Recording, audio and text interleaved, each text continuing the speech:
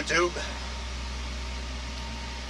In my last video, I went through my list, and I have gone through 1, 2, and 3. 1, why I haven't been making videos. I explained that to you. 2, what the vlog is going to be all about. And 3, the planning of the future. So now where we are is refrigeration and what we're going to do about keeping our perishables cold, keep them safe. I will tell you about my trials and errors.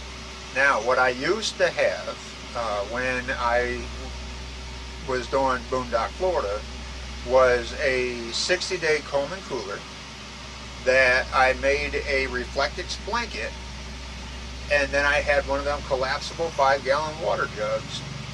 I filled the water jug up with 4 gallons of water, stuck it in my deep freezer at the stick and brick, and then within a few days that thing would be frozen solid. I used to stick that in one end of the 60-day cooler. The cooler was huge, right? And then in the other end I'd put all my waters, which would hold a 43 count, I think it was 40 whatever count of bottled water. And then all my foods would go on top of the bottled water, and then I would put one 10-pound bag, scatter that about in order just to help flash cool everything. Close the lid, put the Reflectix blanket over the top of it, strap it down to the porch. And that used to be it. That used to be what I kept all my stuff cold in, and it worked gorgeous. It was beautiful. Now, without the Reflectix blanket and that big block of ice, a couple of 10-pound bags would be melted overnight. And it was called a 6-day cooler. It kept your ice for 6 days. I guess what they did to test it was fill it completely full of ice and then wait and tell you how long it finally melted all the ice. I don't know. But yeah, it only lasted in October.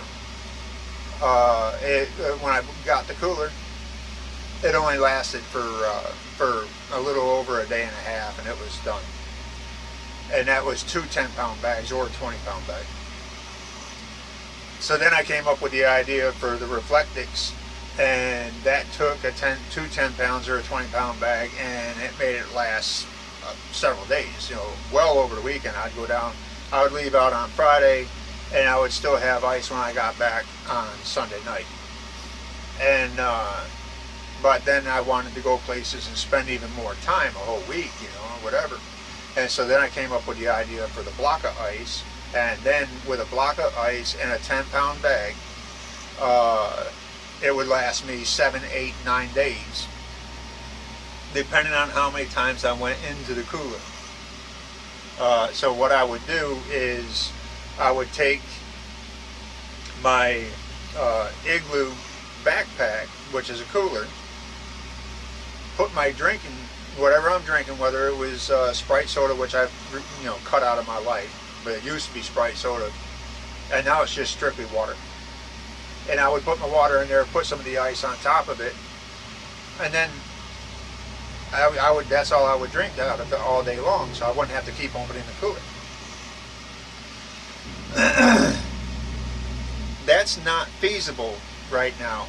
The cooler broke, by the way, but it wasn't the fault of the cooler. It was my old lady left it outside in the sun, and because she was going to clean it, and it got really hot, and then it got rained on, and then it got really hot, and it warped the lid, and the lid wouldn't seal anymore. When I was using it, it had the Reflectix blanket on it, and most of the time it was strapped in anyway. So everything was held tightly together. It was still cold on the inside at all times, so nothing warped. But being empty and being left out in the sun, yeah, that was the end of it. Too expensive to replace, and right now I don't have the ability of making that block of ice anymore. So the next thing I did was I used one of those, as a matter, she was so upset about that cooler that she went out and got me an electric iceless cooler, 12 volt. That thing works great. It cools the stuff inside 40 degrees colder than what's outside. You have the air outside. So if it's 80 degrees outside, then it would be 40 degrees inside, which is awesome. You know, everything would stay nice and cold. Problem: that thing sucked up some wattage, and it wasn't thermostatically controlled, so it constantly sucked up the same amount of wattage. I thought that what I could do is just keep it cold all day long. At night when the sun goes down, unplug it, don't open it no more, and then the stuff inside would keep the inside temperature nice and cool until morning, and the sun came back out and I could plug it back in. I thought that. And no. Overnight, the temperature on the inside of that cooler went all the way up to 70 degrees. My food would be spoiled. It'd be rotten. So that didn't work out. And the worst part is the temperature inside the camper overnight was only 70 degrees. So it went up to the same temperature as outside. Without the fan going, it just lets all the cold air out the top. So no, that didn't work.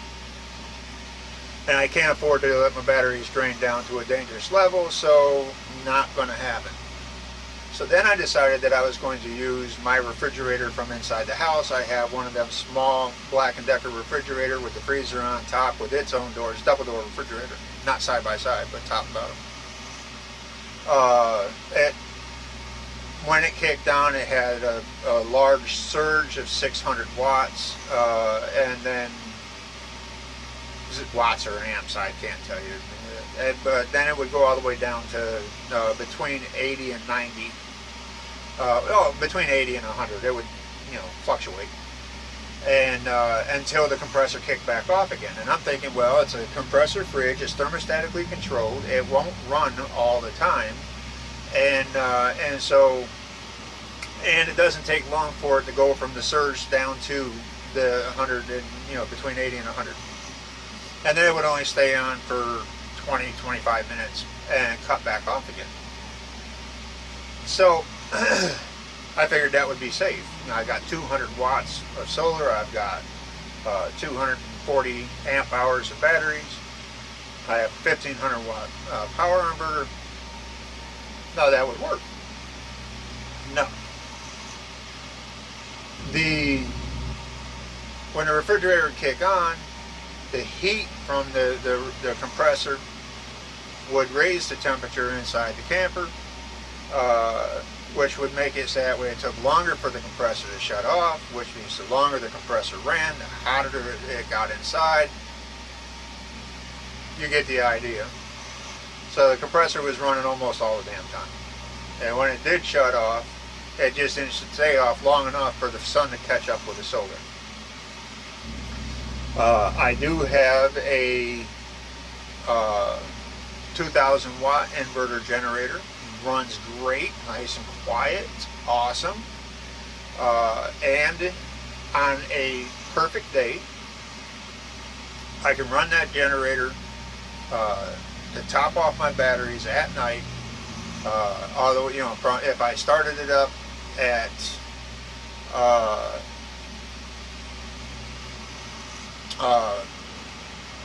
4 o'clock in the afternoon, then and turn the battery charger on to high, 25 amps. I could top off my batteries, even with the refrigerator running and everything. And at 8 o'clock, I'd have to shut down. That's the rules of most of the places that you can. Dusk to dawn or 8 to 8.